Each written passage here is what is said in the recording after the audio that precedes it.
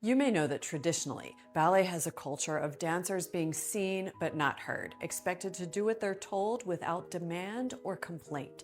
But did you know this has its roots in the earliest histories of ballet schools? Let's take a look. While the first dancers were royalty and aristocrats, the early schools, which are still to this day among the best schools in the world, were for a very different class of people. Let's start with the Paris Opera, the oldest ballet school in the world. The early classes of students were actually the children of theater professionals, which in those days were considered a low class of people. And once the kids were taken into the school, they were provided for by the state, and thus they were trained to become servants of the state. And as servants, provided for and from low backgrounds, they weren't expected to have a voice of their own. Moving on to what would become the Imperial School in St. Petersburg, or today the Mariinsky, which is where Balanchine trained. The dance school, established by Empress Anna, was tied to the state military academy, and the first official class of students, all children of the palace servants. In the school, training to become dancers, to become soldiers, and all servants of the state.